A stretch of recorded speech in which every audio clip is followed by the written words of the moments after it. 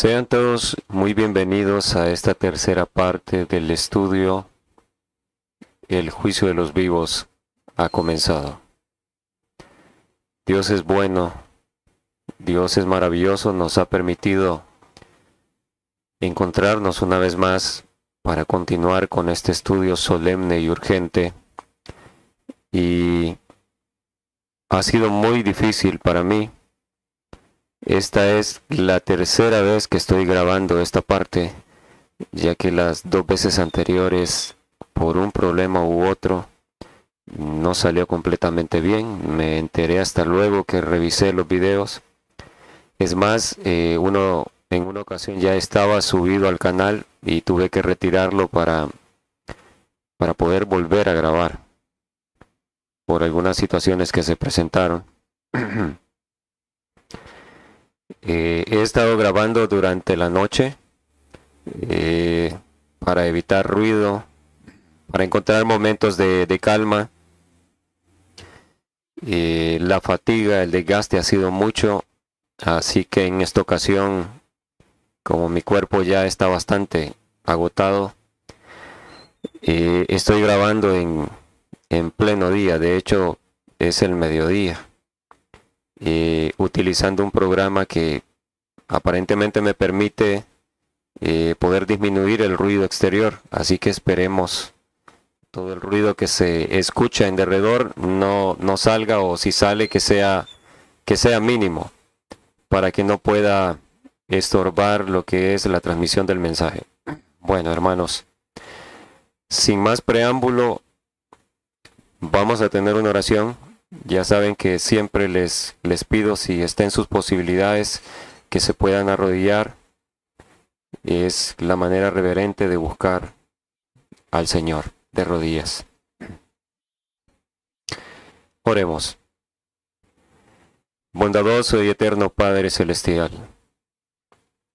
nuestro Dios, honra y gloria a su santo y divino nombre hoy y por los siglos de los siglos.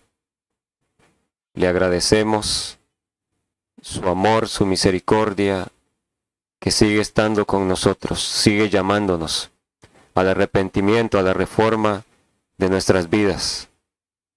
Hoy es el día agradable, hoy es el día para entregarnos a usted. Señor eterno, como cada vez que acudo a usted, antes de presentar estos temas tan solemnes ante su amado pueblo, le suplico que tenga gran compasión de este humilde instrumento, Señor. Que a través de mis labios sus palabras puedan fluir para su pueblo, que los corazones sean tocados, oh Señor.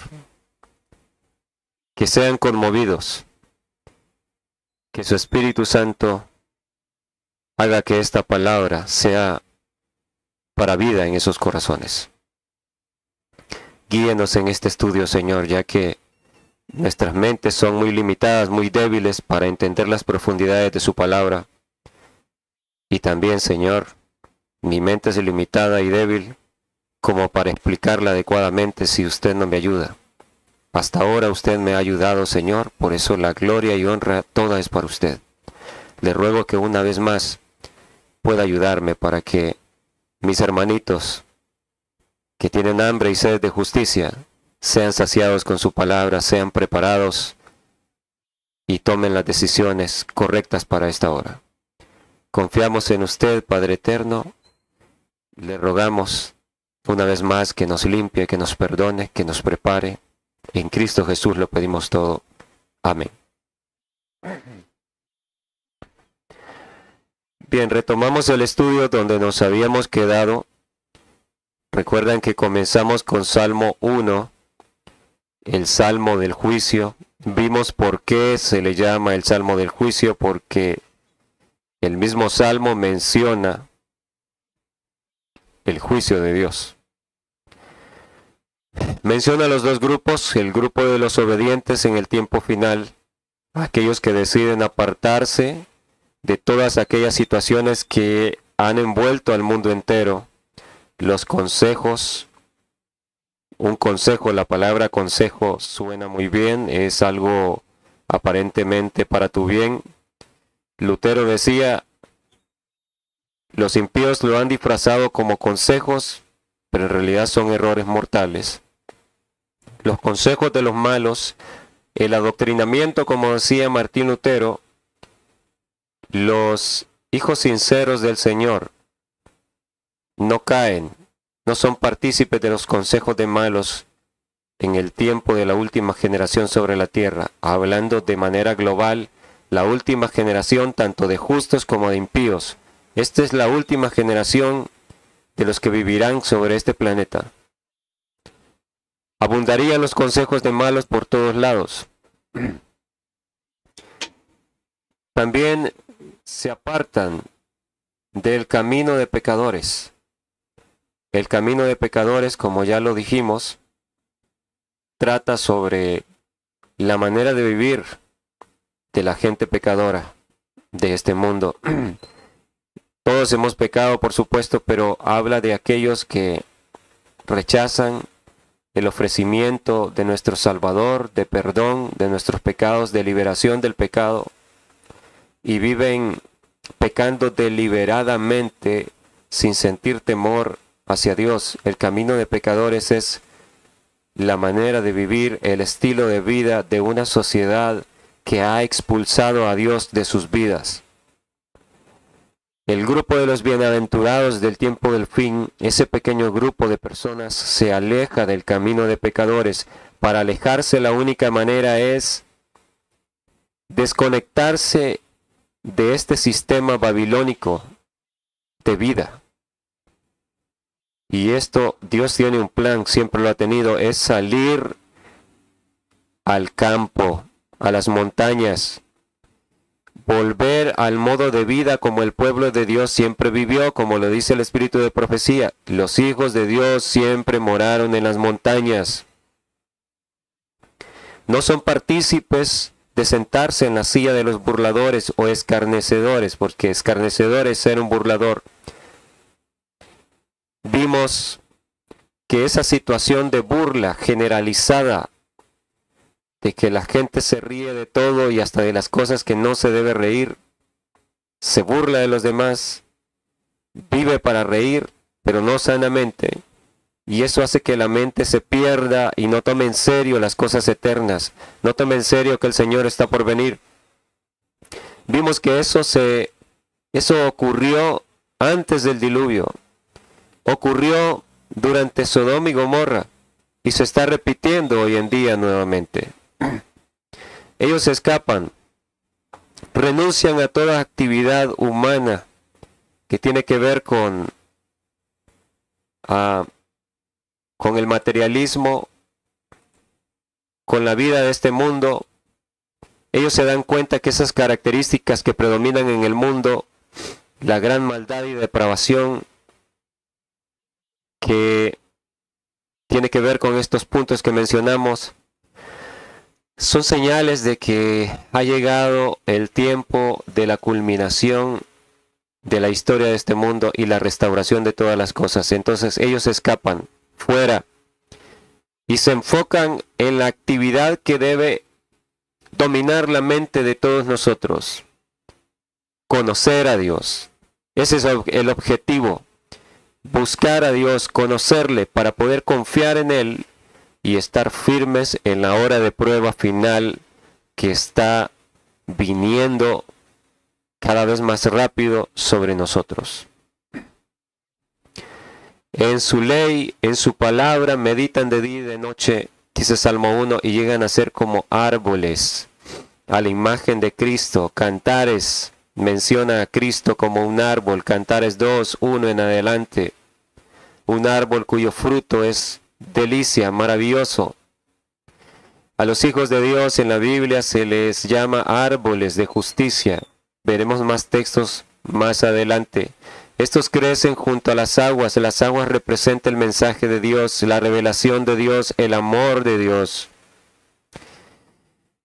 El pasar meditando día y noche en la palabra los transforma en este estado.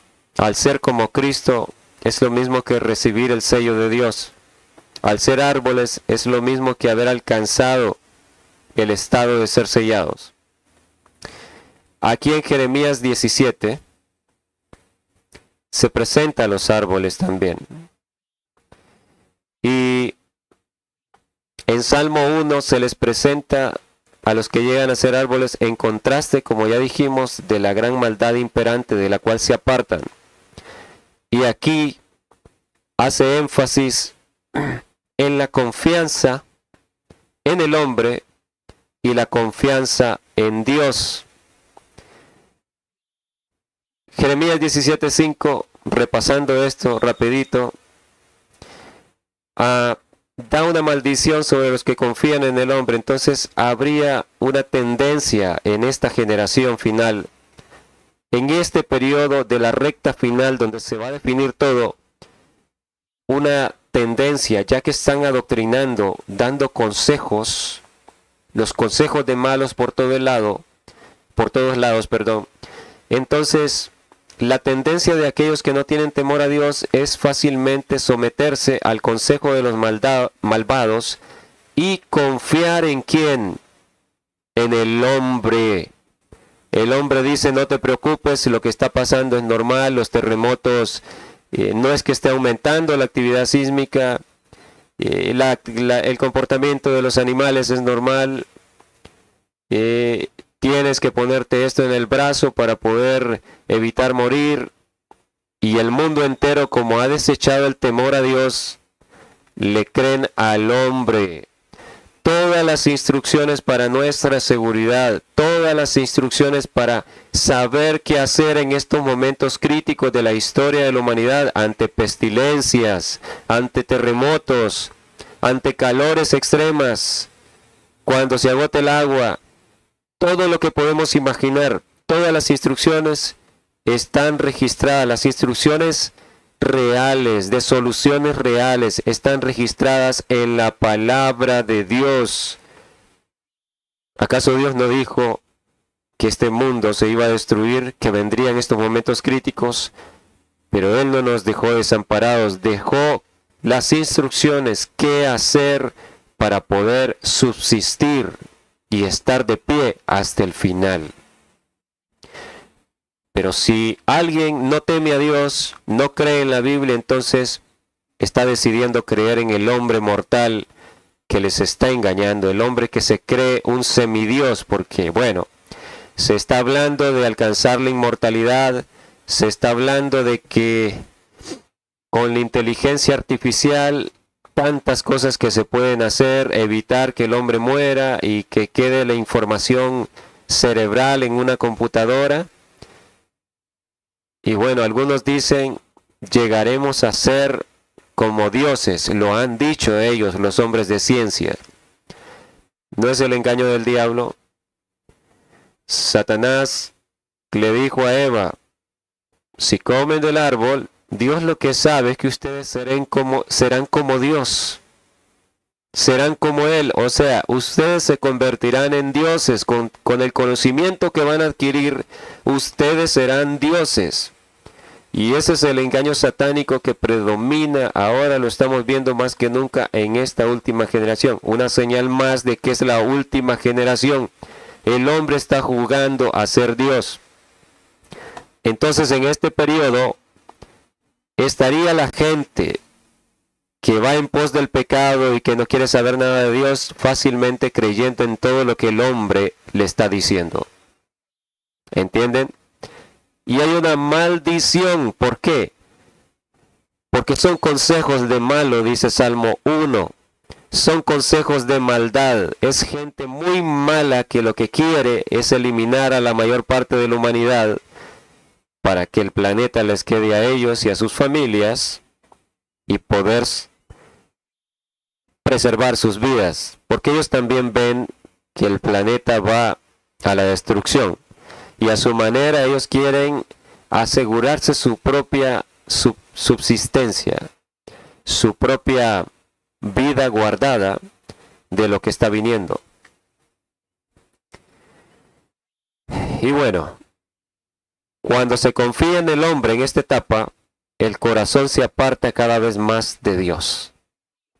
Y este es el resultado la desgracia, la destrucción.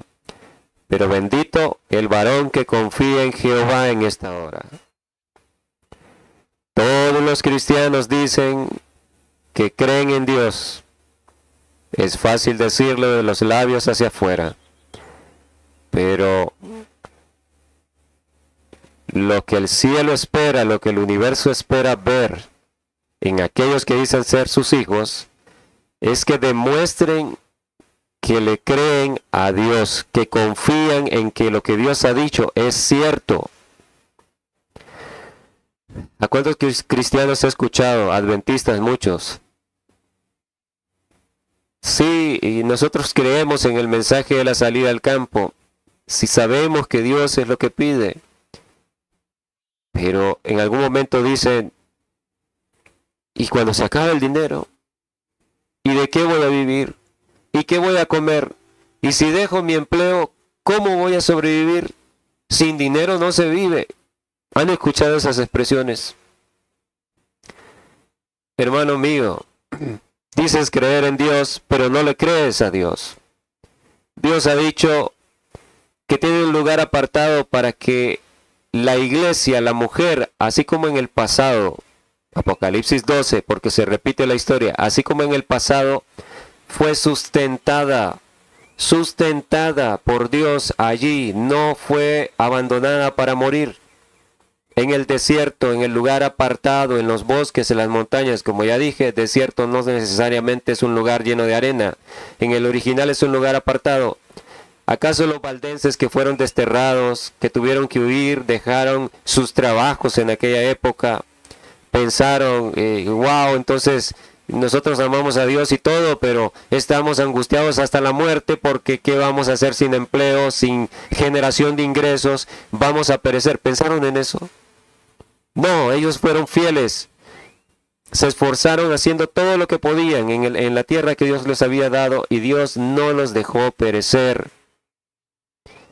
Bendito el varón que confía en Jehová y cuya confianza es Jehová. Los que demuestren esto, ¿qué pasa? Serán como árbol plantado junto a las aguas, que junto a las corrientes echan sus raíces y no verá cuando viene el calor, sino que su hoja estará verde. Y en el año de sequía, de la gran crisis, no se fatigará ni dejará de dar fruto. Para finalizar el repaso, dijimos que el Salmo 1 dice, no se levantarán los impíos en el juicio. Claramente está hablando del juicio. Esperaríamos encontrar en Jeremías 17 que nos habla de los mismos árboles. Si está hablando de lo mismo, tiene que hablar en un contexto de juicio. Por supuesto que lo hace. Versículo 9, Jeremías 17, 9. Engañoso es el corazón más que todas las cosas y perverso. Detengamos un momento aquí. El corazón, como hemos dicho una y otra vez, es la mente humana.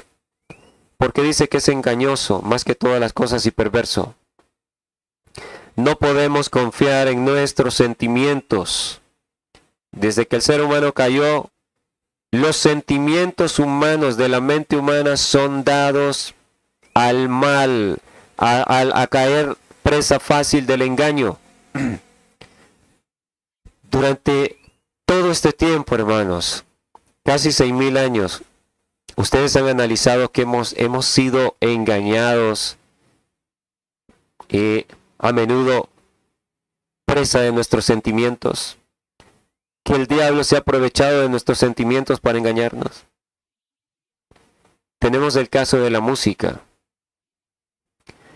Yo sé que la mayoría que escuchan coincidirán conmigo en que es detestable lo que llaman música y como el reggaetón, es detestable en los oídos, el rap, muchos ritmos por ahí que son salidos del mismo infierno. Y aquí en Honduras, al montarse en algunos autobuses de transporte público, uno tiene que soportar que llevan a todo volumen esas obscenidades. Eso es horrible. Pero ¿qué pasa con aquella música suave que tal vez te ha gustado siempre? La música del recuerdo, los clásicos en español y qué decir de los clásicos en inglés de los años 70, de los años 80, de los 90. Un hermano me decía hace tiempo, el mayor problema no es la música que no te gusta. Si hace daño, por supuesto. Por eso no debemos evitar, cuanto más tiempo estemos aquí abajo, más daño es para nuestra mente. Entonces, tenemos que evitar estar lo menos posible aquí. Si bajamos por una necesidad y predicar los que ya estamos fuera, tratar de volver nuevamente al campo, como así Enoc, que se angustiaba al bajar precisamente por eso. Y los que no han salido, pongan en las manos de Dios y salgan. Entonces, me decía este hermano, el problema no está cuando te ponen música que tú detestas, que tú odias. El problema está cuando ponen la música que a ti te ha gustado, la música del recuerdo, la música romántica. Hermanos, no voy a mencionar nombres acá porque de repente sería una trampa para muchas personas y irían a buscar esa música. Pero les confieso, a mí me encantaron los clásicos en inglés de música romántica, de baladas. Y yo siendo joven era lo que escuchaba. Nunca me gustó el reggaetón ni toda la basura que se escucha. Entonces yo en aquel entonces yo decía, lo que dicen algunos, creo que nací en la generación equivocada. Y miren, ustedes saben que esa música suena tan agradable a los oídos. La manera como entonan la letra y te hace sentir sensaciones, en tu mente comienzas a imaginarte que llegas a ser un hombre de éxito o una mujer de éxito, que alcanzas la cumbre del mundo, que andas en un auto de lujo, que logras todo lo que te propones. Eso es lo que yo sentía. Yo estaba estudiando medicina y en mis tiempos libres yo escuchaba esa música. Y al oído, mucha de esa música suena muy bien, suena bonita.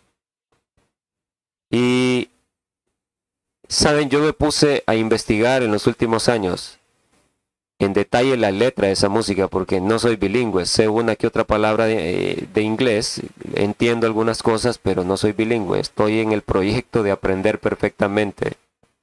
Vamos a ver si hay tiempo y el Señor me da sabiduría. Entonces me puse a traducir la letra de algunas de esas canciones que, wow, qué hermoso se escucha, el amor, el romanticismo y aquello que sale del corazón y todos lo sentimos así. Hermanos míos, yo me quedé asustado. La letra de esas canciones suaves, de muchas de esas canciones, una letra que invita a la desobediencia a Dios completamente. Que las muchachas salen por la noche y que dice una que era la reina del baile, que no sé qué, y que se fue con otro tipo a acostarse. Y uno escuchando esa música en inglés que suena bonito, y los sentidos te decían, esto no es malo, el reggaetón es lo que es malo. El reggaetón, el rap y toda esa cochinada, eso es lo malo. Pero esto es suave, esto habla de amor y solo porque escuchamos que dice love y eso, entonces ya los sentimientos ya te engañan y tú crees que no está mal eso, pero te vas, investigas cada una de esas canciones y te das cuenta que habla de ir a emborracharte, de la decepción, de que si uno dejó a su pareja por otra y que la muchacha que anda provocando a los demás, de cosas así y hasta de espiritismo, hermanos.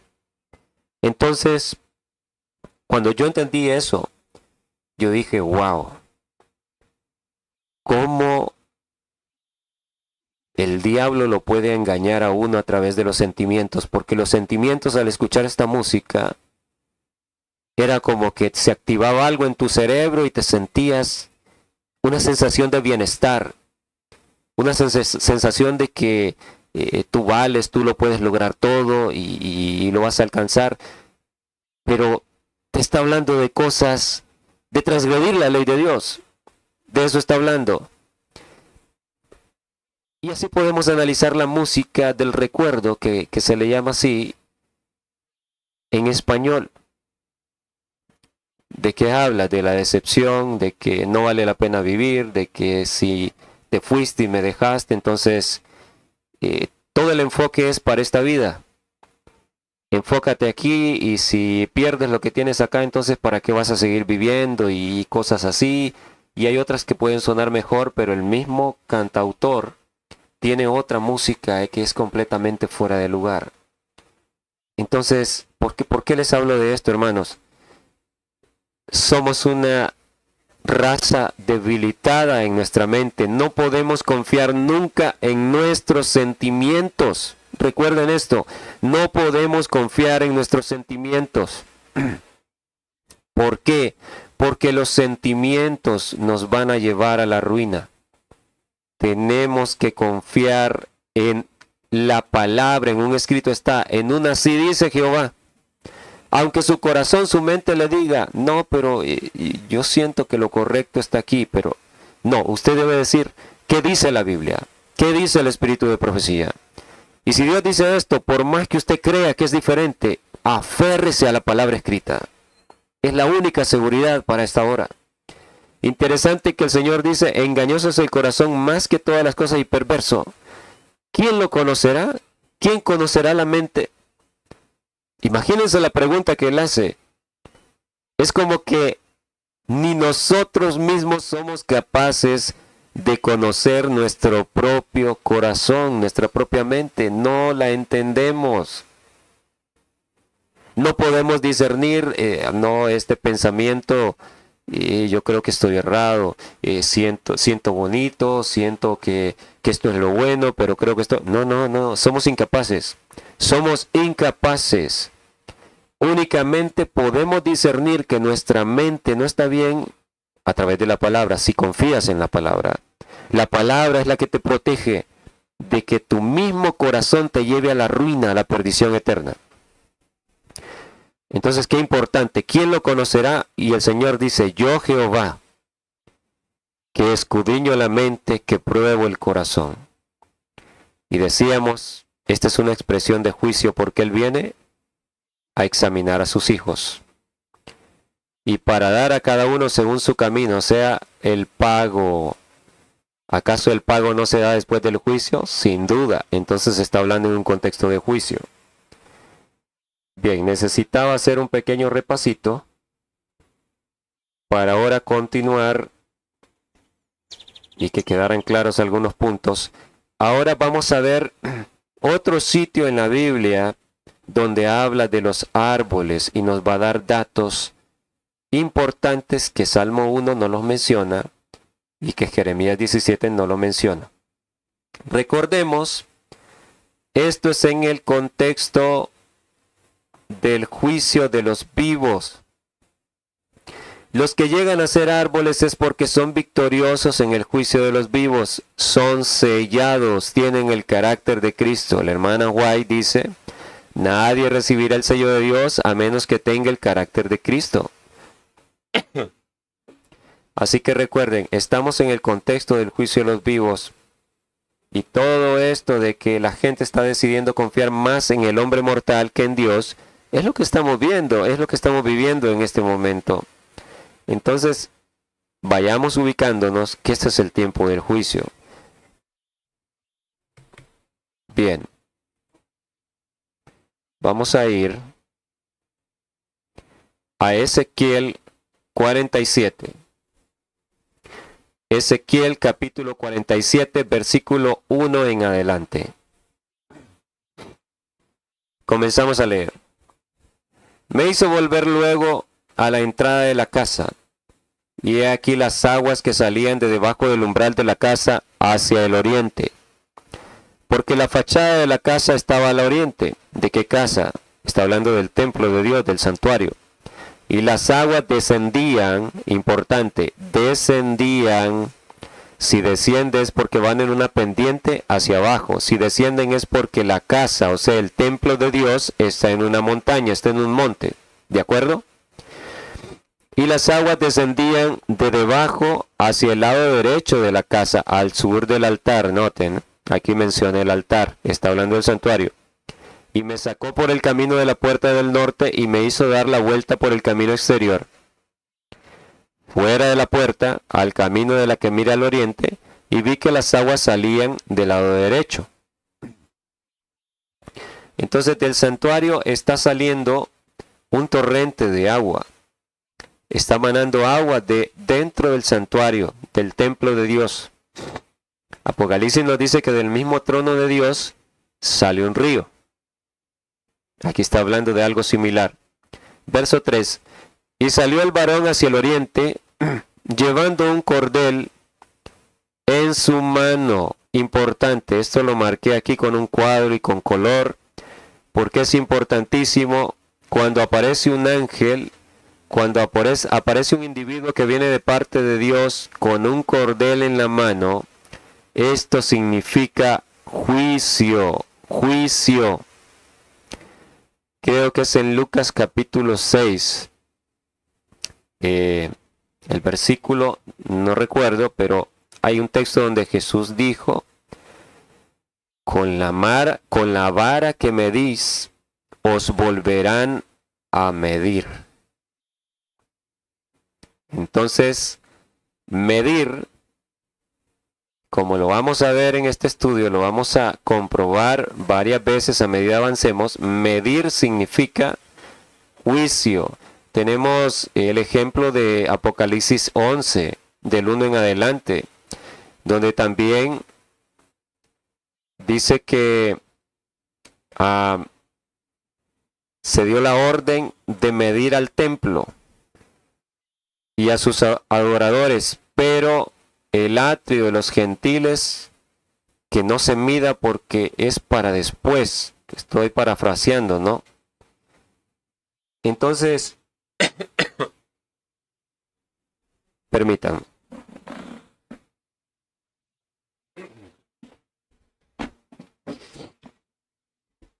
Vamos a buscarlo en la Biblia para leerlo exactamente, porque es un ejemplo muy importante. Apocalipsis 11:1 dice: entonces me fue dada una caña semejante a una vara de medir, y se me dijo: levántate y mide el templo de Dios y el altar y a los que adoran en él. Pero el patio que está fuera del templo, déjalo aparte y no lo midas, porque ha sido entregado a los gentiles, y ellos hollarán la ciudad santa 42 meses. Entonces aquí vemos la medición del templo y sus adoradores. También es una obra de juicio que la hermana Ellen White lo dijo así. Ya cuando vayamos casi terminando, no esta parte, sino el estudio en general, vamos a ver una cita sorprendente, que de hecho nos va a terminar de probar que el juicio por los vivos es antes de la ley dominical. Ella lo relacionó con el juicio, aquí la medición. El patio que está fuera del templo ha sido entregado a los gentiles, y ese no se mide al principio. Al principio solo se mide el templo. El templo, la casa de Dios. Primera de Pedro 4:17 dice que el juicio comienza por la casa de Dios. Los adventistas somos los que comenzamos a ser juzgados. El mundo que profesa servir a Cristo, posteriormente, cuando los adventistas han sido juzgados, el juicio pasa hacia ellos. Eso lo vemos claro, y de hecho aquí también veremos ese patrón, esa constante que se repite.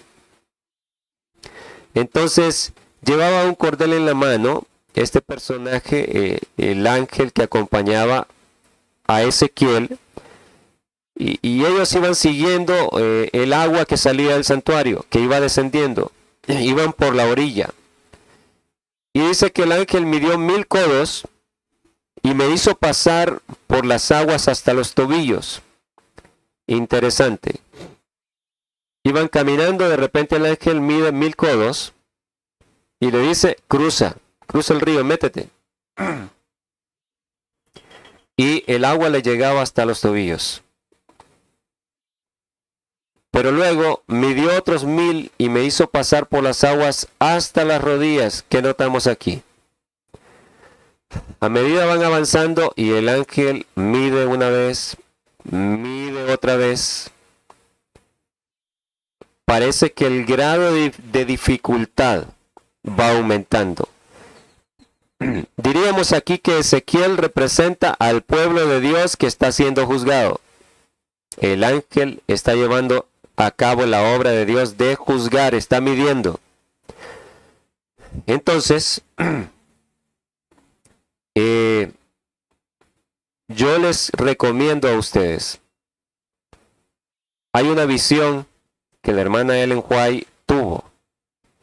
Es la visión del camino estrecho.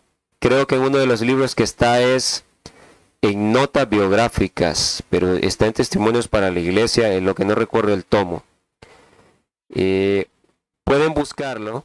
Algunos recordarán esta visión, la conocerán, donde comenzó con un grupo de personas a hacer un viaje.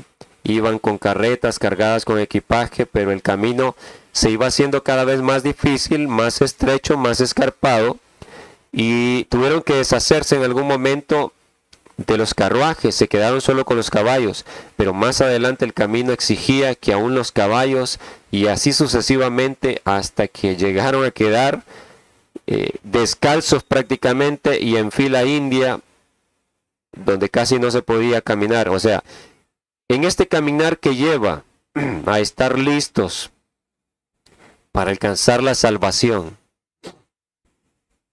es un camino que se va a ir estrechando cada vez más, y solamente la fe en Dios nos podrá hacer subsistir si aprendemos a confiar en Dios. Si no, volvemos atrás.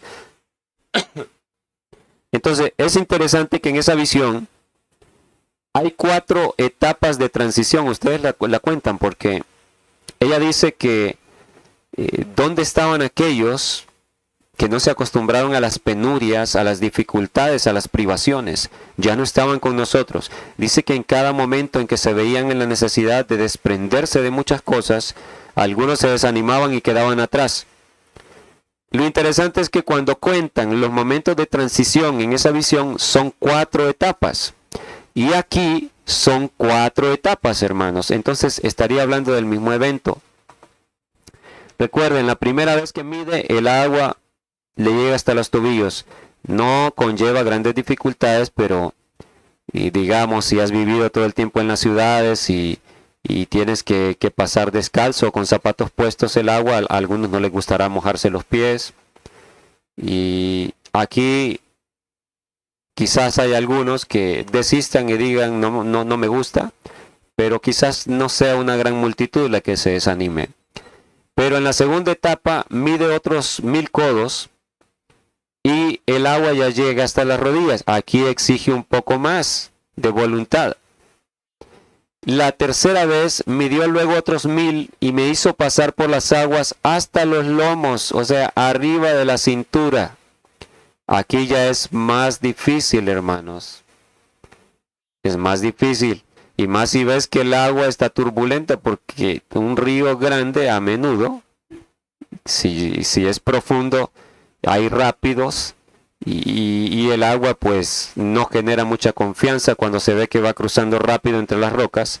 Entonces aquí ya requiere más fe, haber alcanzado más fe en Dios, conocerlo más profundamente. Precisamente en la etapa del juicio hablábamos que Salmo 1 dice que ellos meditan, en su ley meditan de día y de noche. Y si meditas en la palabra de Dios de día y de noche, vas a conocer a Dios. Él se te va a revelar, no solo a través de su palabra, sino al ejercitar esa fe, lo vas a poder ver en derredor, en el campo donde estás, la manifestación de su mano. Te lo puedo asegurar, como que Dios vive, porque está revelado en su palabra. Y la cuarta, midió otros 1000 y era ya un río que yo no podía pasar, dice el profeta, porque las aguas habían crecido de manera que el río no se podía pasar sino a nado. Aquí Es sumamente difícil depender completamente de Dios. Entonces, interesante, 4 etapas en la obra de juicio en que se está midiendo. Y recuerden, dijimos, Salmo 1 menciona el juicio, no se levantarán los impíos en el juicio. Jeremías 17 menciona de que el corazón es engañoso. ¿Quién lo conocerá? Yo, Jehová, que escudriño la mente y pruebo, dice el Señor. Escudriño la mente y que pruebo. O sea, no es un momento nada más de que el Señor está escudriñando nuestra mente, sino que somos probados. El juicio de los vivos es un momento de prueba individual para cada quien. Somos probados, vienen pruebas difíciles, a ver si somos dignos de confianza, si demostramos que confiamos en Dios o si vamos a renegar contra Él como hicieron los israelitas en el camino del desierto. No confiaron en Dios a pesar de que Dios reveló su amor. Dios reveló a través de evidencias y Él hará lo mismo con nosotros, o lo ha hecho ya y lo seguirá haciendo. Pero si desconfiamos, todo el que desconfía queda postrado en el desierto. No puede alcanzarlo. Es un momento de prueba. Pedro lo dice en 1 de Pedro 4. Solo generalmente leemos el 17 que dice que el juicio comienza por la casa de Dios. Lee el contexto, lo leeremos aquí más adelante, donde es un momento de prueba. Somos probados. Y además esa prueba Dios quiere utilizarlas. Esas dificultades. Quizás viene una enfermedad como a Job. Satanás pidió a Job, ¿tú crees que este es fiel? Entonces déjame probarlo. Y el Señor le dijo, hazlo, pero no toques su vida. Job significa el perseguido, interesante. Fue probado, Job se mantuvo fiel, su mujer se le puso en contra y vivía presionándolo y le decía, y todavía tú te aferras a esa tontería de la fe en Dios, mira cómo estás. Maldice a Dios y muérete, que ya nada vale la pena. Y él le dijo, como una insensata has hablado. Podremos resistir si de repente se nos pone la pareja, esposo o esposa, en contra y nos asedia, nos insulta, nos acosa. Somos incomprendidos. Podremos resistir, o si sus hijos se levantan contra usted, o hijos si sus padres se levantan contra usted.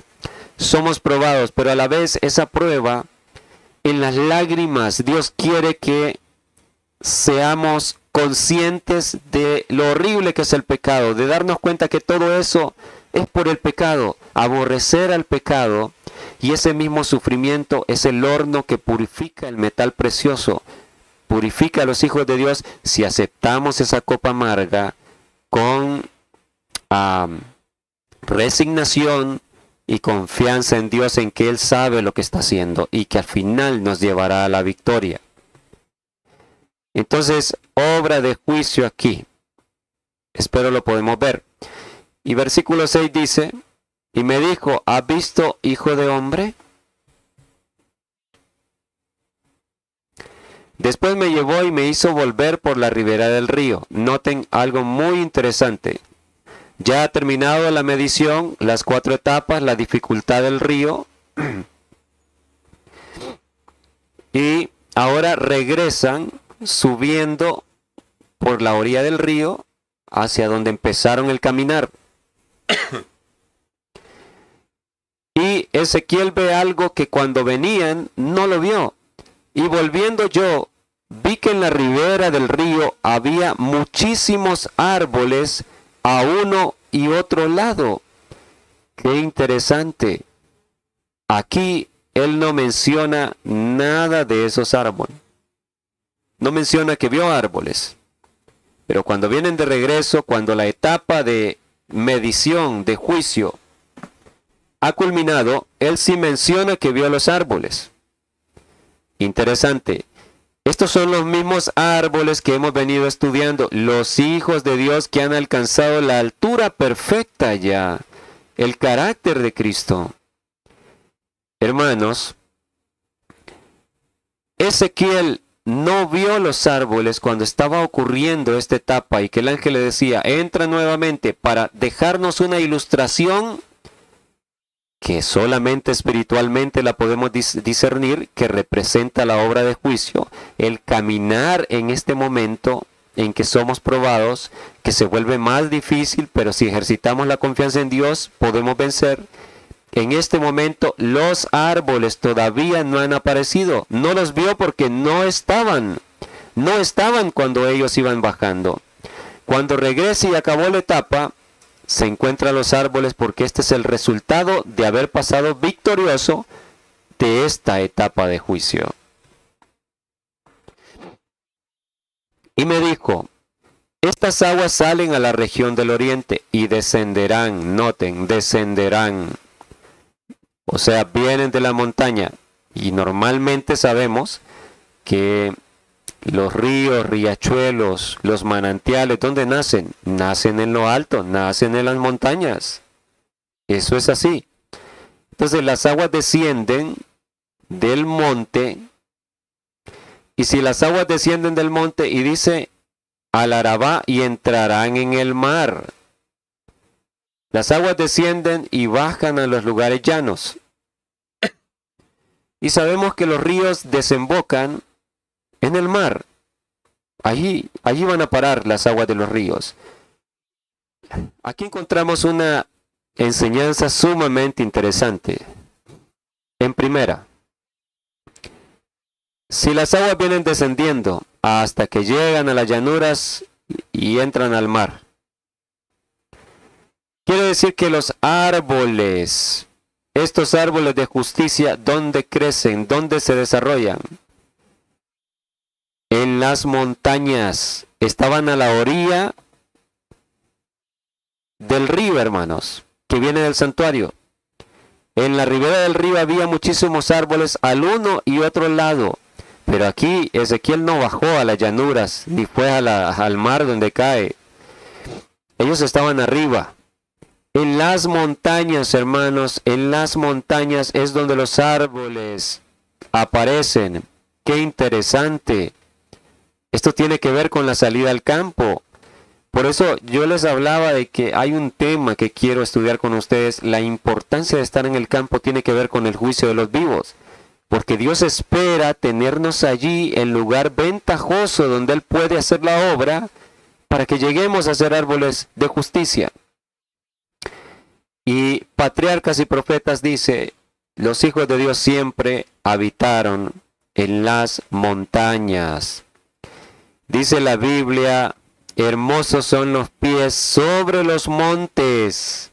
Qué interesante que diga sobre los montes, del que trae alegres nuevas. En el original es del que trae el Evangelio. Cristo crucificado, el mensaje de 1888, el mismo que revela a Cristo con una hermosura que no hemos entendido. Son estos los que crecieron en las montañas donde Dios culmina esa obra, que bajan a hacer esta obra final. La hermana White dijo, vendrán siervos con rostros resplandecientes de santa consagración a predicar este mensaje. Son estas mismas personas que esperamos estar entre ellos por misericordia y la gracia del Señor. Las aguas descenderán y entrarán al mar. ¿Qué representa el mar en Apocalipsis, en las profecías?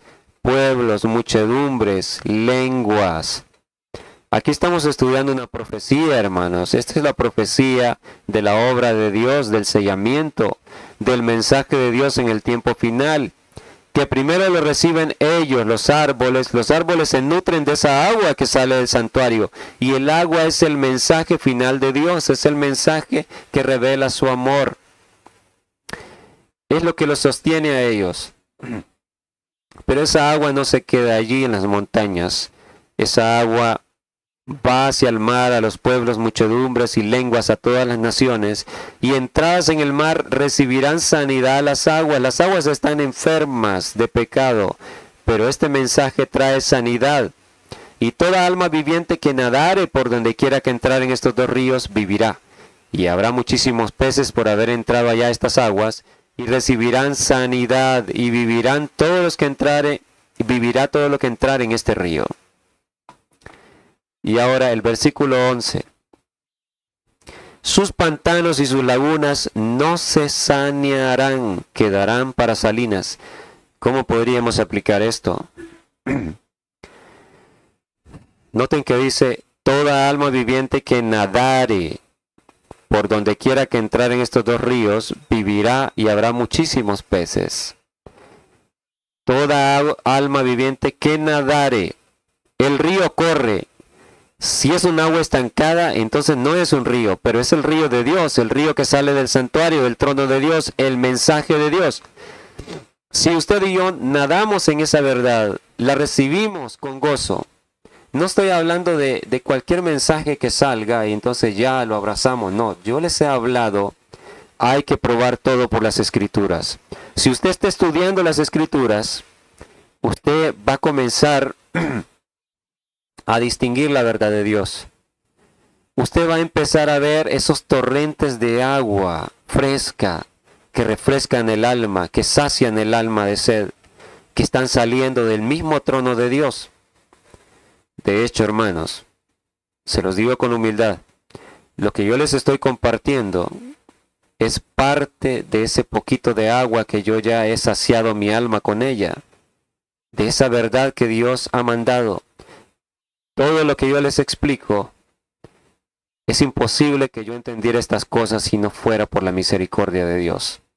Estas cosas y las que tengo que explicarles, que muchas de ellas son complejas, difíciles de explicar, pero confío que el Señor me va a ayudar, porque mi mente es torpe, mi mente es débil, pero Dios es poderoso y Dios ama a su pueblo, por eso nos está dando este mensaje, esta comprensión. Cuando usted había entendido así esto que hemos estudiado, es muy probable que no lo había entendido así. Yo tampoco, hermanos, hasta hace un tiempo. Y ahora el Señor me lo dio no para quedármelo, sino para compartirlo. El agua que no corre se pudre. Por eso los pantanos no se sanearán. Si yo soy pantano y soy de aquellos que estoy aferrado, no, yo ya entiendo todo, yo no quiero saber nada de esto. Los periodos de Daniel 12 son para el pasado, y no son para el tiempo del fin. No me hables de esto, no me hables de lo otro, te cierras, como nuestra iglesia lamentablemente se quedó atrasada en las profecías, en interpretaciones de hace mucho tiempo, cuando la hermana White dijo que habría un torrente de luz, de verdad para este último tiempo. Tengo las citas, hermanos, donde ella dijo eso, varias citas. No estoy hablando que la nueva verdad va a cambiar la anterior, no contradice, sino que expande, da una mejor comprensión de las verdades que ya hemos entendido. Y ahora el 12 termina por confirmar lo de los árboles. Y junto al río en la ribera, a uno y a otro lado, crecerá toda clase de árboles frutales. Sus hojas nunca caerán, ni faltará fruto. Las hojas, las doctrinas que profesamos, cuando son verdaderas, no caen. El sello es un afianzamiento en la verdad. Ni la muerte puede mover al sellado a renunciar a las enseñanzas verdaderas de la palabra. El fruto del Espíritu, los frutos del Espíritu, como habla la Biblia, estarán allí para que otros puedan saciarse y ser convertidos y alcanzar la vida eterna. A su tiempo madurará porque sus aguas salen del santuario. Del mismo santuario viene el mensaje. De ahí se sacian los árboles, como dije, de ahí se alimentan. Contrario a lo que habla Ezequiel 8 de las abominaciones en Jerusalén, en la iglesia adventista. La mayor abominación que el ángel le decía a Ezequiel, ven ahora y te mostraré peores abominaciones que esto no es nada. La última es que los líderes están postrados, adorando al sol y dándole la espalda al santuario. Y yo les digo, es la iglesia adventista. ¿Cómo estoy tan seguro? Bueno, no quiero parecer un disco rayado, pero una y otra vez tengo que decirles, hasta que me hagan caso, vayan y lean el capítulo, El sello de Dios de Testimonios para la Iglesia, tomo 5. Allí ella aplica Ezequiel 9 de la matanza se lo aplica a la iglesia adventista del séptimo día y dice que es una matanza literal, castigos literales para los traidores a la verdad. A nadie se le desea esto, queremos evitarle a todos. Si Ezequiel 9 es aplicado a la iglesia adventista, quiere decir que Jerusalén allí es la iglesia adventista. Ezequiel 8 y 9 están unidos. La división de capítulos vino posteriormente, pero es un solo escrito realmente. Las abominaciones de Ezequiel 8 es a lo que lleva a la matanza de Ezequiel 9. Pero hay un grupito que es sellado, los que gimen y claman por las abominaciones del adventismo. Y su fruto será para comer, y su hoja para medicina, entre las enseñanzas de los árboles de justicia. Está la reforma pro salud, el mensaje de sanidad de Dios, la alimentación adecuada, la temperancia en todas las áreas. Se profesa, no se profesa, se vive. Se vive por los que han sido sellados, se ha vivido desde antes del sellamiento y llevan este mensaje a las personas también. La verdadera medicina está en Dios, en lo que Él nos ha dejado. Y ahora llegamos aquí a Sofonías, capítulo 2, versículo 1 al 3. Unos pasajes que yo también les he mencionado a ustedes, pero que vamos a leerlo nuevamente para relacionarlo con este tema, que tiene que ver con este tema y que es de vital importancia unirlo como una pieza ligada a los demás pasajes que veremos. Sofonías 2:1. Congregaos y meditad, oh nación sin pudor.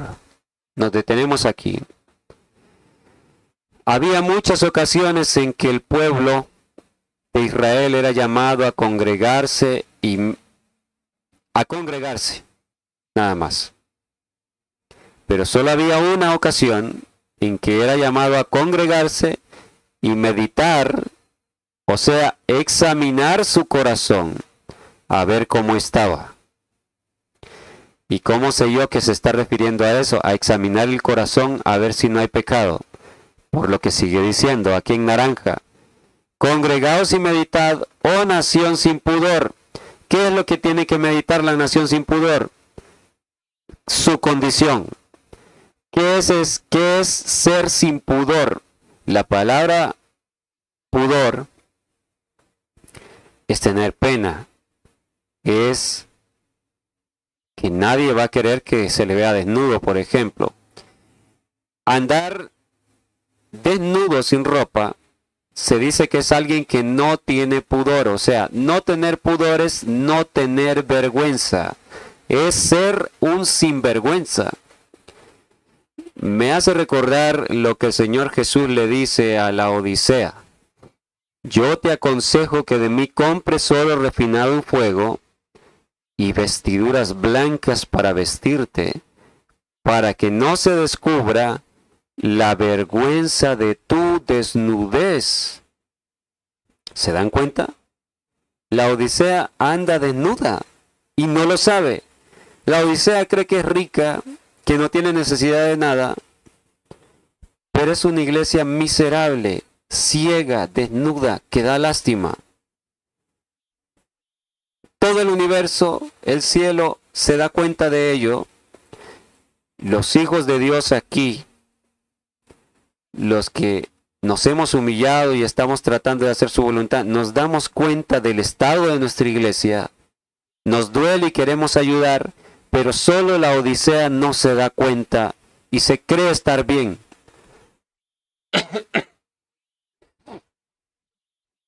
Una vez a un hermano laico, esto fue hace varios años, que me discutía que yo estaba haciendo una obra inadecuada, le dije, le hago una pregunta.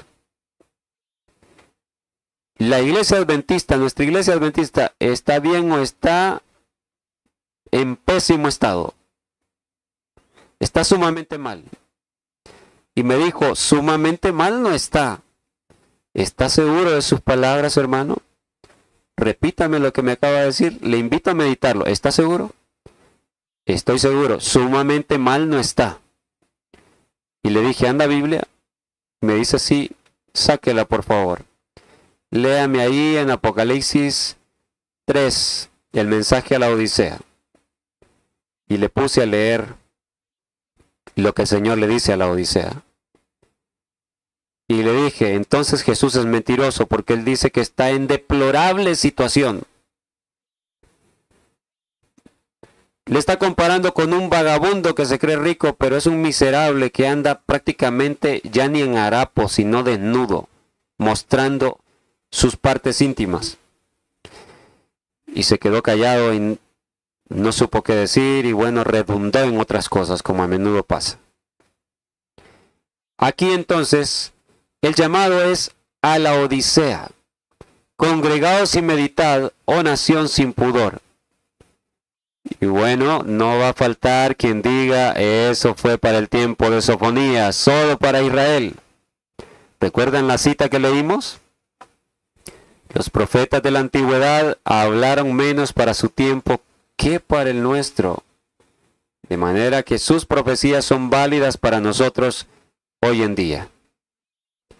Y hay otra cita, no la tengo, donde la hermana White vio a familias enteras estudiando Sofonías, Habacuc y muchos otros libros de los profetas menores y tratando de aplicarlos para el tiempo final. Es una cita sorprendente. En otro momento se las compartiré. Entonces aquí se llama a la nación sin pudor a congregarse. ¿En qué momento es la oportunidad para congregarse y meditar? Y por cierto, definamos esto. ¿Cuál era el único momento en que se llamaba al pueblo a congregarse y meditar en su corazón acerca de su condición? ¿Cuándo? El día de expiación, el día del juicio. Por lo tanto, aquí ya nos introduce a que es un momento de juicio para el pueblo. ¿Y cuándo es el momento de juicio para el pueblo? ¿Cuándo es la oportunidad? Porque aún en el momento del juicio hay oportunidad de arrepentimiento. Por eso se manda a escudriñar el corazón, porque el sumo sacerdote está en ese momento frente al Padre. Cristo está allá frente al Padre, intercediendo. Y literalmente el sumo sacerdote entraba en la época del pueblo de Israel y llevaba un incensario de oro, y dice la palabra que el incienso, el humo del incienso eran las oraciones de los santos. Se espera que los santos estén orando en ese momento entonces, y esas oraciones, si son sinceras, son aceptadas y el pueblo puede recibir perdón en ese mismo día de expiación. Cuando el incensario se deja caer, se acabó, no hay más mediación. Pero todavía aquí, ¿y en qué momento es? Antes que tenga efecto el decreto. Hace años leí este texto por primera vez y me quedé sorprendido y dije, increíble, y este texto siempre estuvo aquí, ¿y por qué no lo vi? ¿Será que lo leí alguna vez y lo pasé así por alto, lo leí muy rápido? ¿Será que no era el tiempo en que fuera entendido, estaba sellado? Ha habido parte de las escrituras que han estado selladas, hermanos, y que han sido abiertos nuestros ojos hasta recientemente. Entonces, alguien puede decir, pero allí es el decreto de muerte. No hace sentido que sea el decreto de muerte. Les diré por qué. Tendríamos que aceptar entonces que venida la ley dominical, hay oportunidad para los adventistas. Que el fuerte pregón también es para los adventistas que no se han arrepentido. Y si la iglesia apenas llegada a la ley dominical es que el Señor empieza la etapa de juicio. La etapa de juicio, hermanos, cada caso es examinado. Cada caso es examinado. Y no es de unos pocos días. Esa etapa lleva su tiempo. Pero llegada la ley dominical, entonces, ¿cuándo es que el pueblo va a estar listo para dar el fuerte pregón? ¿A quién va a utilizar Dios para darlo si los adventistas apenas están siendo juzgados? ¿No sería lo más lógico que antes ocurra el juicio para que cuando llegue el decreto, entonces ya hay un pueblo listo para recibir el sello y Dios manda la lluvia tardía y salen a predicar? Hermanos, en eventos de los últimos días hay una cita, es muy conocida. Dice la sierva del Señor que la imagen de la bestia constituirá la prueba final que definirá el destino de la iglesia. ¿La recuerdan? La imagen de la bestia es lo que trae el decreto dominical. La prueba final es el examen final. Entonces, la ley dominical no es el inicio de la etapa de preparación para ser sellados. Es la culminación. El examen final solo revela ante todos quién se preparó y quién no.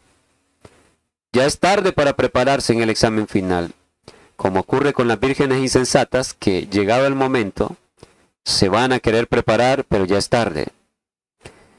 Entonces, si ella dice que este es el examen final, no podemos pensar que después del decreto haya oportunidad y que aquí se esté refiriendo al decreto de muerte justo antes de que caigan las plagas.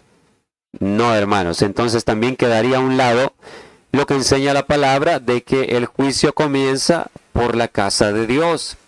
El juicio comienza por la iglesia. Y luego de ser juzgada la iglesia, pasa al mundo. Por eso precisamente habla de que en Apocalipsis 11, de que primero se mide el templo y luego el área de los gentiles es dejado para después. Y aquí, no sé si les comenté, aquí vemos también el patrón, la etapa de juicio por la iglesia adventista, la medición, el río cada vez más hondo. Termina, aparecen los árboles, estos ya están listos, ya tienen el carácter de Cristo. Y ahora, ¿qué se menciona? Que las aguas descienden ¿a dónde? Al mar que está enfermo, al mundo. El mensaje pasa al mundo. Los que predican el fuerte pregón, hermanos, tienen que predicar algo que ellos vivieron, del cual ellos se alimentaron. Nadie da lo que no tiene. Apocalipsis 18 dice que la tierra será iluminada con la gloria de Dios. La gloria de Dios es su carácter, es su amor. Los que llegan a ser árboles conocen por experiencia propia que Dios es maravilloso, que Dios es amor. Y eso es lo que le contarán al mundo. Precisamente eso es. Ellos echan raíces, dice la Biblia, que se alimentan de ese río que sale del santuario y estarán listos para ir a hablar al mundo. Entonces vemos aquí el patrón. Primero la etapa de juicio para que aparezcan los árboles. Luego que aparecen los árboles menciona que pasa al mundo el mensaje. ¿Lo podemos ver? Entonces, de hecho, hay una cita que viene a continuación. La hermana White menciona este pasaje en relación con el evento de la ley dominical. La iglesia es llamada a congregarse y meditar de su estado pecaminoso antes que tenga efecto el decreto. Y si el decreto está a punto de venir, quiere decir que estamos en este momento de juicio por la iglesia adventista del séptimo día. Y cuando digo esto, no solo me estoy refiriendo a la iglesia madre, a la iglesia grande, también a la iglesia de la Reforma, también a la iglesia del Evangelio Eterno, también a los hermanos del ministerio Fuerte Pregón, también a los del ministerio de, ¿cómo se llama? Iglesia Advenimiento del Pastor Enamorado, también a todos los que ven, bueno, podría seguir mencionando cada una de las ramas, divisiones del adventismo. es el juicio de todos los que profesamos ser adventistas, y es antes que tenga efecto el decreto. Y sigue diciendo, y el día se pase como el tamo. El día se pase como el tamo. O sea, los días se van a esfumar, van a ser más cortos todavía. Antes que venga sobre vosotros el furor de la ira de Jehová. Interesante que diga esto. Antes que venga sobre vosotros. Aquí dice, antes que tenga efecto el decreto, es el chance para el adventismo. Antes que venga sobre vosotros el furor de la ira de Jehová. Entonces, quiere decir que al darse el decreto, el furor de la ira de Jehová vendrá sobre ¿quiénes? Sobre los apóstatas, sobre los que despreciaron la gracia de Dios en el adventismo. ¿Qué confirma esto, hermanos queridos? Ese capítulo de Testimonios para la Iglesia que les menciono. Allí dice que los ancianos, los líderes, habían traicionado su cometido. No advirtieron al pueblo ni lo amonestaron contra los terribles pecados que se estaban dando en su medio. ¿Y saben qué dice? Palabras durísimas.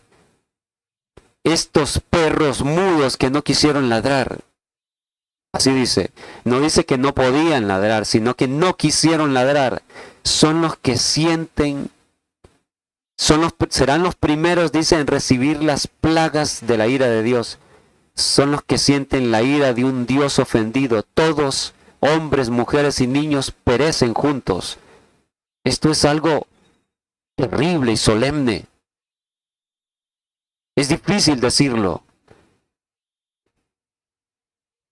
Y si ustedes piensan que les estoy mintiendo, vayan y revisen ese capítulo, hermanos.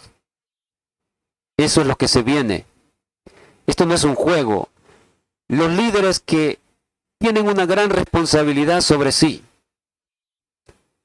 Están jugando con sus propias almas y con las de sus hijos, de sus esposas, porque allí habla claramente los castigos, o sea, los que han traicionado la verdad teniendo tanta luz, no tendrán que esperar hasta las plagas finales para recibir la ira de Dios.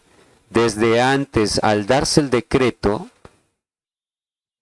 vienen los castigos sobre ellos.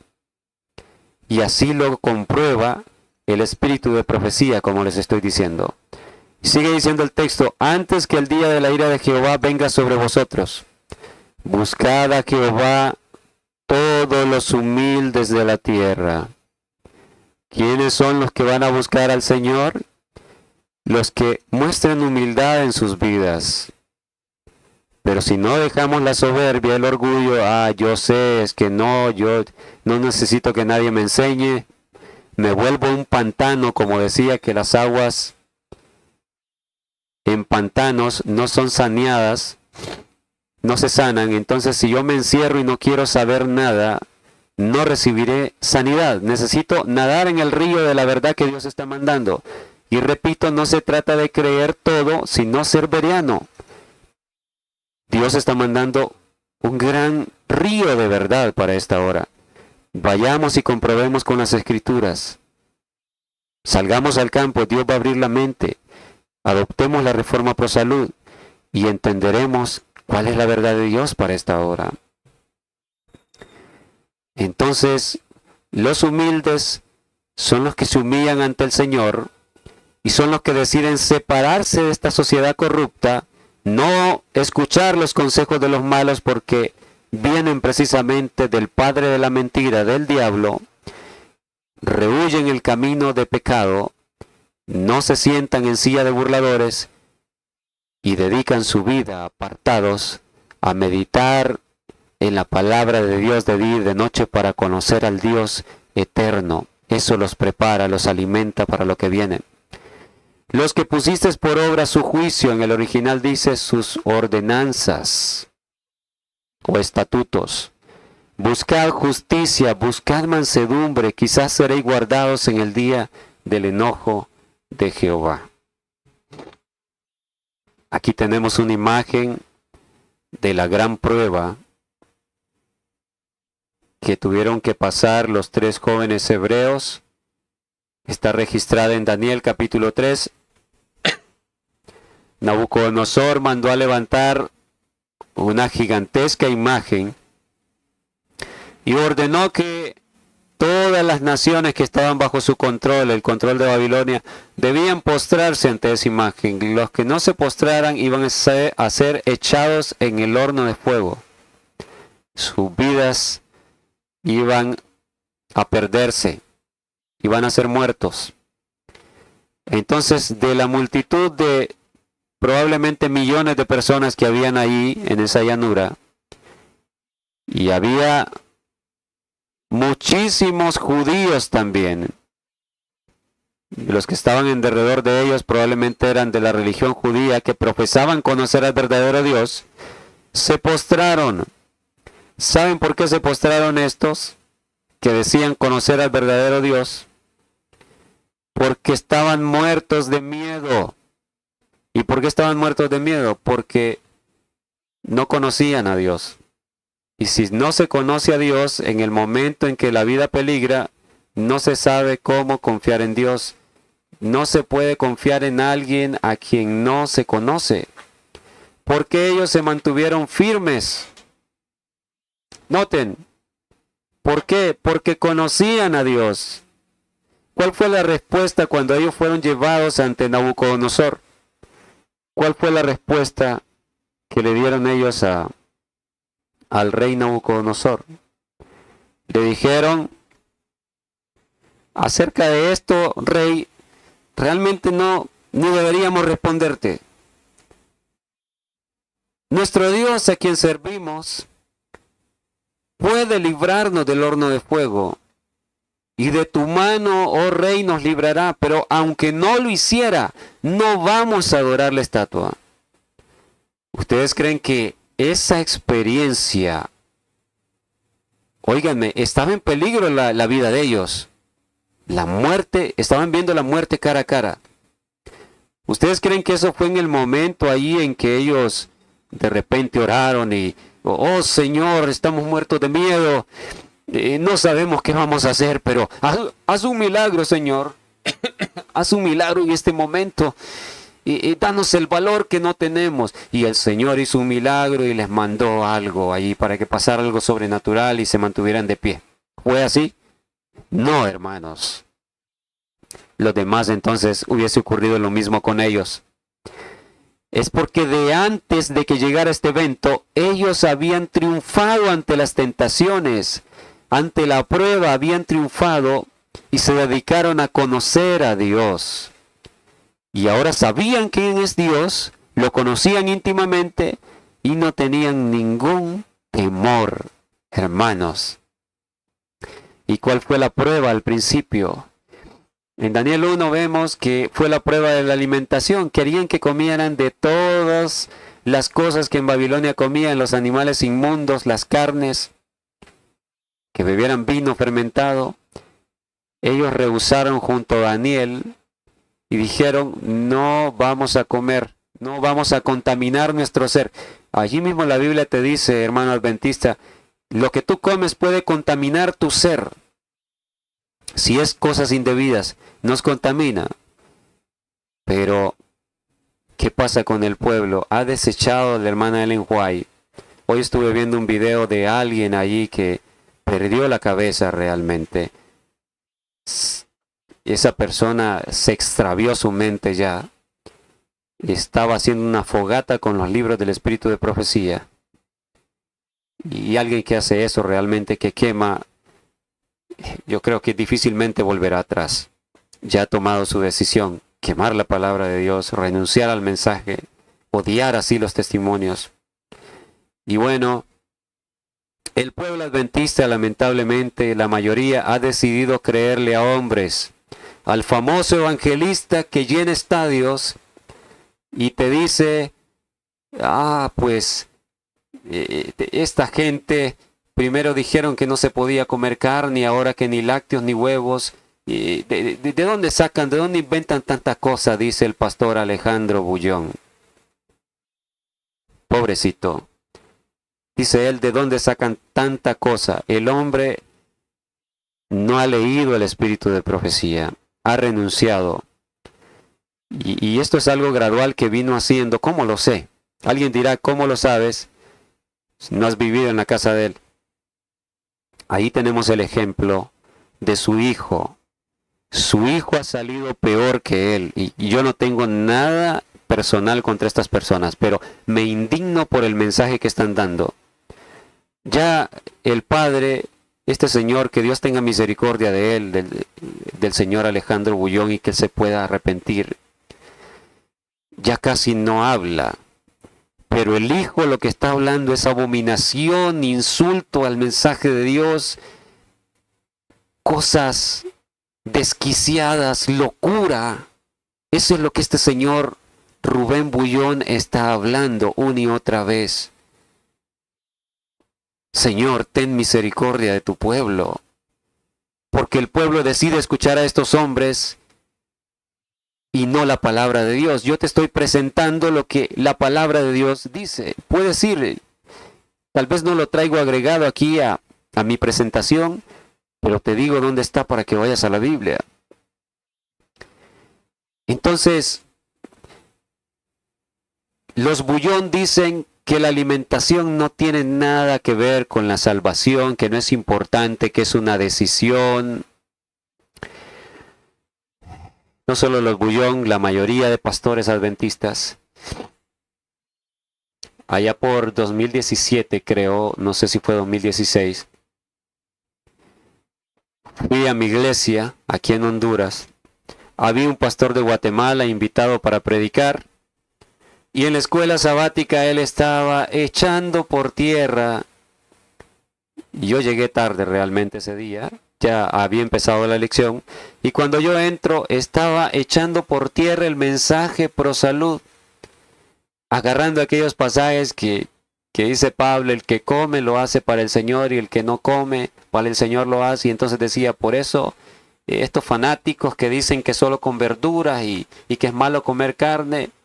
Y hermanos, me sentí tan triste e indignado. Yo iba entrando al templo, y recién entrando levanté la mano. Y el mismo pastor que estaba me dio la palabra y dice, sí, hermano, dice, el pastor estaba en la congregación opinando, pero él mismo me dio la palabra. Y él no se esperaba, porque lamentablemente en nuestras congregaciones son pocos los que tienen la valentía, y no me estoy gloriando, la valentía la da Dios. Pero sí, yo no me podía quedar callado, y entonces le dije, realmente. Y miren, había 200 personas ahí. Es vergonzoso escuchar que a estas alturas estamos defendiendo el comer carne. Hace solo un par de años, creo que habían pasado unos 2 años, que la OMS había dicho, hemos estado haciendo estudios durante décadas y hemos llegado a la conclusión que las carnes producen cáncer. Y eso fue un revuelo aquí en Honduras. Recuerdo que en los canales principales se pasó y entrevistaban a la gente. ¿Y usted qué opina? ¿Va a dejar de comer carne? Y la gente decía, dejar de comer no, pero disminuirla sí. Qué tercos somos los seres humanos realmente. Y vaya, por lo menos la gente del mundo se asustó más, pero el adventismo, no sé si en un tema yo les conté que yo fui invitado a dar unas charlas para el Ministerio de Mujer. Les mostré a las hermanas lo que decía la OMS, y miren ahora lo que la hermana Juárez escribió hace más de 120 años. Ya Dios se lo había revelado, que de las carnes viene el cáncer. Y no conocían las citas porque abrieron los ojos así grandes y se quedaron sorprendidas. Pasó el tiempo, llegó el fin de año y ya pasaron desde el púlpito a avisar de que la fiesta de Navidad o fin de año, no recuerdo, que iba a haber pollo horneado que se había preparado. Entonces yo me llevé las manos a la cabeza en la congregación y digo, ¿dónde quedó el mensaje que yo les di? Yo ya había tomado la decisión de ser vegetariano y estaba tratando de transmitirlo a mis hermanos, pero no le hicieron caso. Entonces, por esa etapa también aparecieron muchos niños, videos que se hicieron virales donde los niños decían que no querían comer carne, que Dios había hecho los animalitos para que los cuidáramos. ¿Recuerdan eso? Fue muy conmovedor. Dios nos ha estado llamando la atención. Entonces, cuando yo dije eso en la iglesia ante ese pastor que estaba allí, se paró y me dijo, no solo tú tienes tus argumentos. Porque yo les dije, la OMS ha dicho que provoca cáncer y nosotros estamos de tercos. Lo dice el espíritu de profecía también. Y él se paró y dijo, yo también tengo argumentos, no creas. Jesús comió carne. Elías comió carne. ¿Cómo lo ves? Me dijo. Entonces, para ellos han estado muy envalentonados, confiados en que esos argumentos son contundentes y dejan callados a los vegetarianos. Siempre ha sido así. Y se sentó muy confiado y entonces le dije, yo le voy a decir a usted por qué Jesús comió carne y por qué Elías comió carne. La palabra de Dios en Salmo 77:13, en la King James en inglés fue traducido adecuadamente y dice, tu camino, oh Dios, está en tu santuario. Si el camino de Dios está en el santuario, entonces tenemos que ver que todas las etapas de la historia del pueblo de Dios debemos colocarlas en los departamentos del santuario. Cuando Cristo murió, escatológicamente se cumplió lo del atrio, lo del altar de sacrificio. Y sabemos que ahí, en esa etapa, los sacerdotes comían carne. Se podía comer carne, de hecho se debía como un simbolismo que representaba al sacrificio de Cristo. Y antes de que Cristo llegara, por supuesto, la época de Elías, que Elías estaba en esa etapa en que ni siquiera lo del atrio se había cumplido, era permitido aún.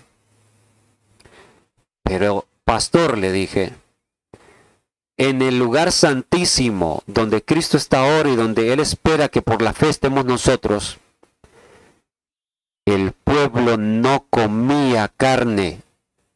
De hecho, no comía nada, estaba en ayuno y estaba en humillación ante el Señor.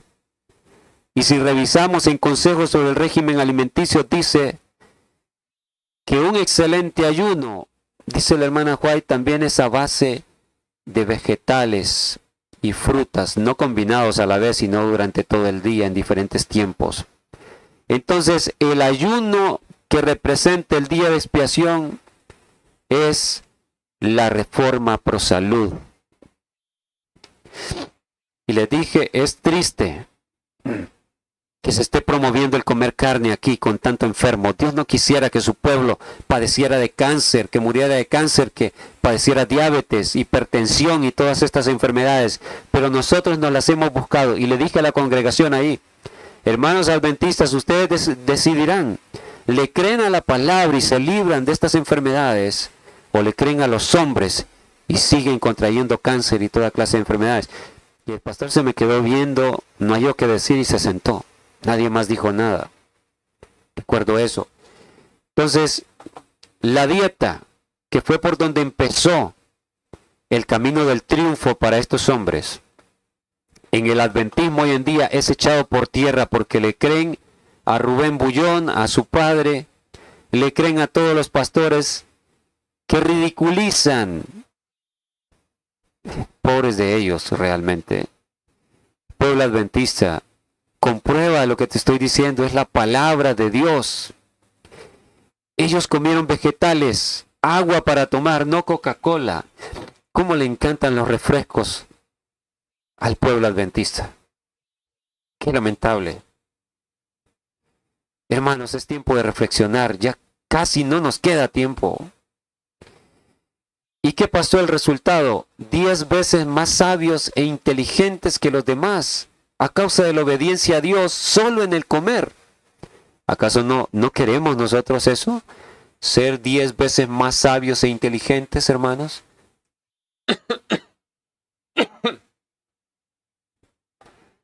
Eso es lo que deberíamos buscar. Quiere decir que su mente fue tan limpia que quedó clara para comprender, para conocer a Dios íntimamente. Pero siga comiendo carne y todo lo indebido, que cuando abra la Biblia le seguirá dando sueño y no va a entender absolutamente nada. Avanzamos. Aquí está la cita de la cual les hablaba. La Review and Herald del 19 de noviembre de 1908.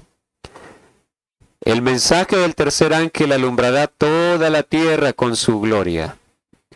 Pero solo aquellos, noten, solo aquí, ¿usted quiere participar de eso? Escuche, solo aquellos que han resistido la tentación en la fuerza del poderoso podrán participar en su proclamación cuando se intensifique hasta hacer un fuerte pregón. Si nosotros no somos de los que llegan a resistir la tentación, o sea, no caer en pecado, si no podemos, hermanos, si creemos que, como se nos enseña en las iglesias adventistas, no te preocupes, el Señor nos entiende, vamos a estar pecando hasta que Cristo venga. Enseñanza diabólica. A cualquiera se lo puedo probar. Sé que hay algunos que son soberbios y solo porque estudiaron teología y se enojan que escuchan esto, pero a cualquiera, ya sea al presidente de la asociación o a quien sea, con todo el respeto, le puedo probar por la palabra de que esto es así, que es un engaño satánico que le estén enseñando a la congregación que es imposible vencer el pecado. Es un engaño satánico. La palabra de Dios enseña que la gracia de Cristo es suficiente para llevarnos a la perfección, y únicamente a los que logren vencer la tentación van a ser parte del fuerte pregón. Dios nos quiere en terreno ventajoso, lejos de las ciudades, hermanos. Allí nos quiere el Señor. Están por producirse en el mundo acontecimientos extraordinarios. El fin de todas las cosas está cerca. El tiempo de prueba está a punto de sobrecoger al pueblo de Dios. Estas palabras son proféticas para nuestra hora, para esta hora que estás escuchando este tema, hermanos. Está por sobrecoger al pueblo de Dios el tiempo de prueba. Entonces, miren cuál es el tiempo de prueba para el pueblo de Dios. No es el decreto de muerte. Si tenemos chance hasta el decreto de muerte, entonces debe ser lo último que nos prueba, y ahí tenemos chance de ser sellados todavía. Entonces se promulgará el decreto que prohibirá comprar o vender a quienes guarden el día del Señor, y los amenazarán con castigos y aún con la muerte en el caso que no observen el primer día de la semana como el día de reposo. Los amenazarán con la muerte, así como aquí. Por eso el hermano White compara esta prueba con la ley dominical. Si ellos, para vencer, comenzaron por adoptar la dieta de Dios, cuidar sus cuerpos, quiere decir que los adventistas que quieran vencer, estar firmes en la ley dominical, permanecer firmes, porque llegaron a conocer a Dios, también habrán dejado todo lo malo para sus cuerpos, incluyendo las carnes, y serán vegetarianos, la dieta del Edén. Si no lo adoptas, vas a abandonar al pueblo de Dios. De hecho, hay citas que dice ella que los que no abandonen la carne se van a apartar del pueblo de Dios. ¿Y cómo están la mayoría de adventistas? Siguen comiendo el pollo. Aquí en Honduras le dicen el pollo chuco al pollo frito. Siguen comiendo su carne de res. Y algunos, no lo dudo, hasta carnes inmundas, porque ahora ya no hay límite, porque no hay verdaderos pastores que enseñen al pueblo, que lo corrijan de sus transgresiones, sino que hay una puerta abierta para que el pueblo haga todo lo que quiera. ¡Qué desgracia! Seguimos leyendo. Luego que menciona que llegará el decreto de la ley dominical, vean lo que ella cita. La exhortación del profeta es: congregaos y meditad, oh nación, sin pudor, antes que tenga efecto el decreto. Sofonías 2:1. ¿Con qué lo relaciona? Decreto de la ley dominical. Entonces la oportunidad de congregarse y meditar es antes de la ley dominical o después, antes del decreto. Y bien, aquí vamos a analizar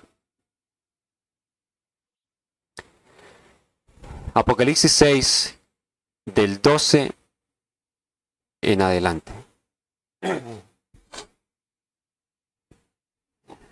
Miré cuando abrió el sexto sello, y aquí hubo un gran terremoto, y el sol se puso negro como tela de silicio, y la luna se volvió toda como sangre, y las estrellas del cielo cayeron sobre la tierra, como la higuera deja caer sus higos cuando es sacudida por un fuerte viento.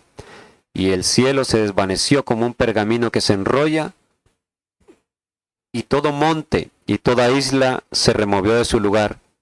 Y los reyes de la tierra y los grandes, los ricos, los capitanes, los poderosos y todo siervo, todo libre, se escondieron en las cuevas y entre las peñas de los montes.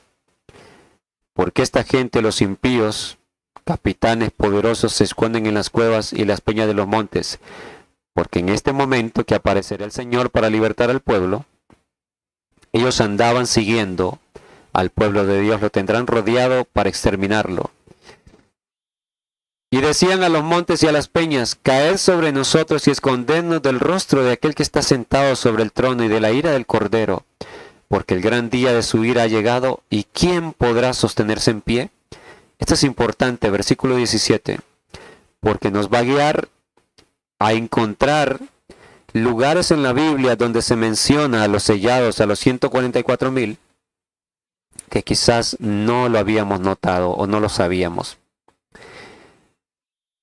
La pregunta, porque el gran día de su ira ha llegado, ¿y quién podrá sostenerse en pie? La respuesta a esta pregunta es, esto lo sabemos de sobra, es lo que sigue en el capítulo 7. Los 144,000 sellados. Ellos son los que se mantendrán en pie. Estarán firmes cuando el Señor venga por segunda vez. Recordemos en el momento de Getsemaní, cuando el ángel que estaba consolando a Jesús, al ver que venía la turba, Judas con la turba a arrestar a Jesús, el deseado de todas las gentes, dice que se puso entre Jesús y la turba. ¿Y qué pasó con todos los demás? Cayeron de bruces como muertos. No resistieron la presencia del ángel. ¿Y se imaginan ustedes la presencia del mismo Señor Jesús en gloria? Más fuertísima. Entonces, los que podrán sostenerse son los que lograron conocerlo a Él. Están llenos de ese mismo brillo que es su amor. No les afecta el brillo. Entonces esto nos va a servir de algo clave para poder encontrar este mismo grupo en otras partes de la Biblia. Esta pregunta, ¿quién puede resistir en el día de su ira? ¿Quién puede sostenerse en pie?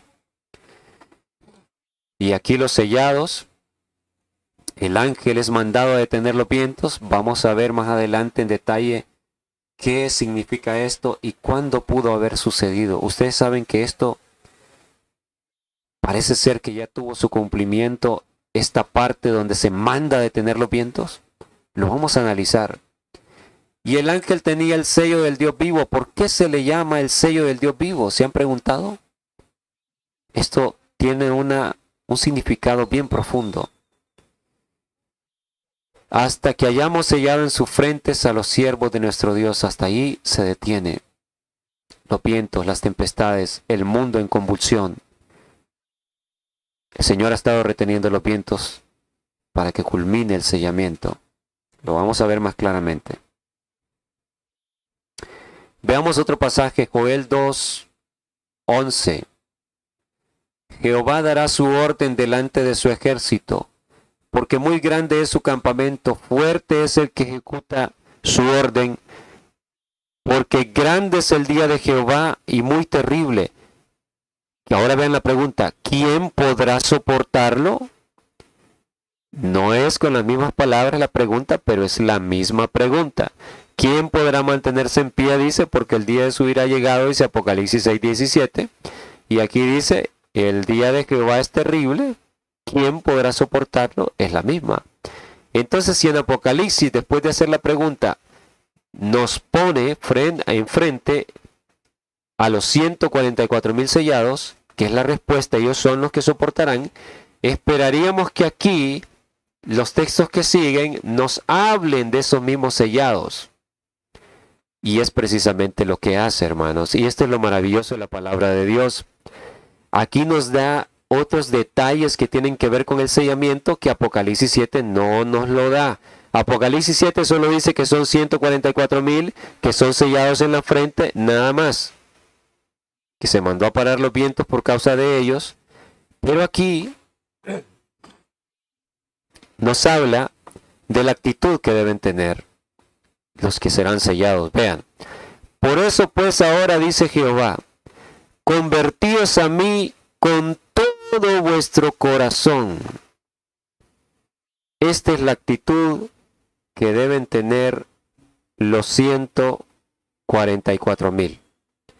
Convertíos a mí con todo vuestro corazón, con toda vuestra mente, está diciendo. La mente no puede estar dividida. No puede haber allí cosas del mundo. Ay, pensar en carros, en casas, en esto, en lo otro, en las cosas banales de esta vida que se acaban. El corazón completo debe ser entregado a Dios. La mente completa debe ser entregada a Dios. Acerca de Enoc se dice que fue lo que él hizo. Cómo Enoc alcanzó esa experiencia superior que le permitió ser trasladado al cielo sin ver la muerte. Educó su mente para pensar que siempre estaba en la presencia de Dios.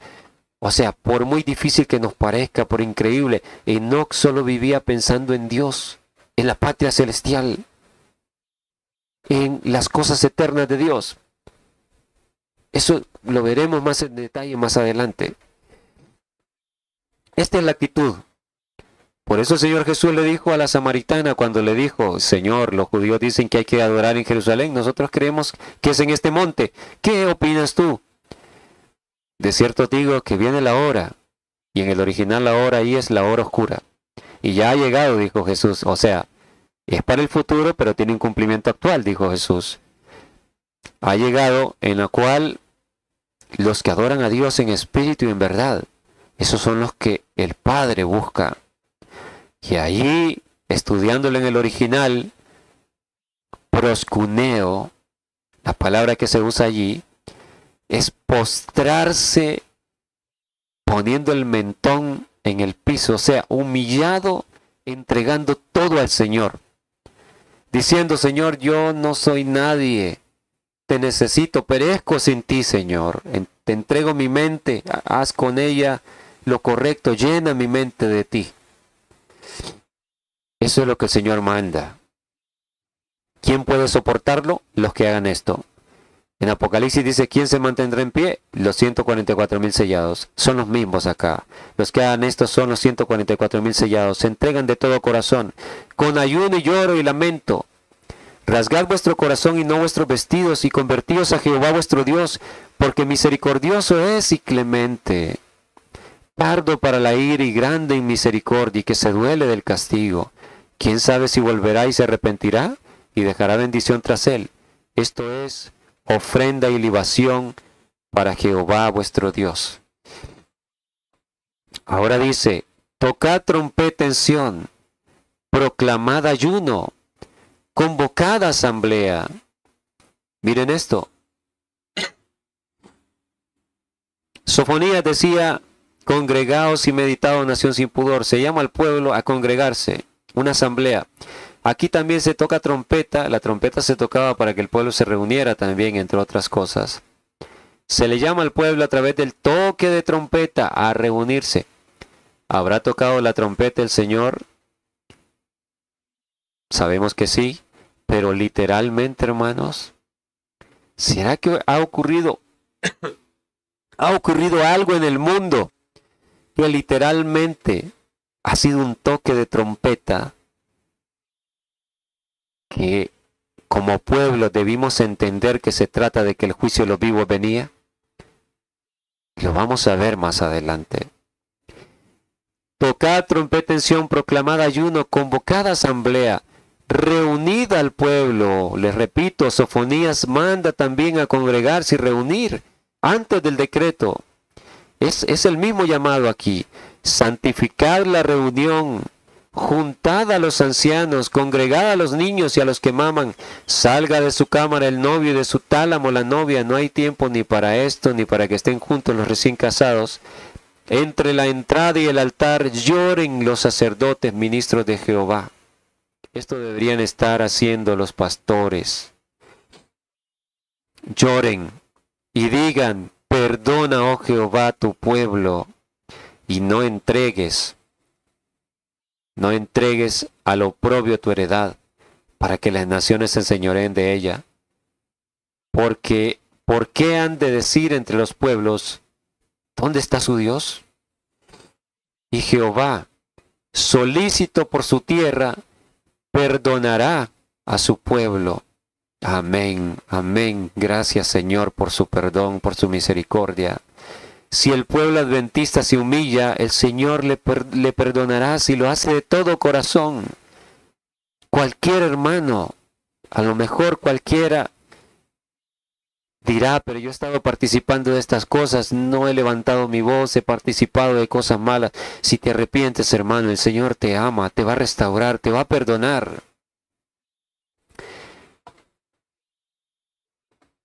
Cuando el pueblo cumpla esto,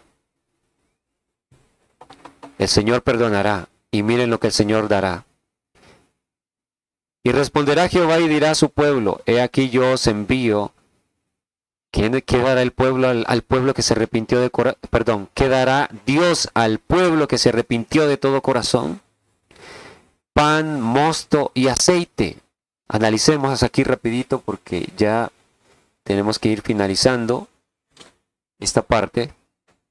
El pan. El mosto, ¿saben qué es? El jugo de uvas, el jugo fresco de uvas. Por eso le puse un color aquí moradito. El jugo de uvas fresco y el pan son símbolos ¿de qué? De Cristo en la cena del Señor. Cuando Él instituyó la cena, ¿qué dijo Él? Comed mi pan, comed este pan, dijo, bebed este jugo. Que el pan es símbolo de mi cuerpo entregado por todos vosotros. El jugo, el vino, símbolo de la sangre derramada por todos vosotros. Y hay un pasaje donde él lo relaciona con el nuevo pacto, dice. El nuevo pacto, y el nuevo pacto consistía: este es el nuevo pacto que haré con vosotros en aquellos días. Les daré un corazón nuevo, quitaré el corazón de piedra y pondré un corazón de carne. Y escribiré mis leyes en sus corazones. Ese es el nuevo pacto. Entonces, al darnos pan y mosto, está denotando el cambio de corazón, la limpieza del corazón, por el sacrificio de Cristo, su cuerpo y la sangre derramada. Y cambiar el corazón y escribir la ley significa no pecar más, sellamiento, o sea, se venció el pecado. Pero para eso hay que humillarse, hay que hacer todo esto, hay que llorar ante el Señor, pedir perdón por los pecados del pueblo y por los nuestros. Humillarnos, el Señor perdonará porque es bueno.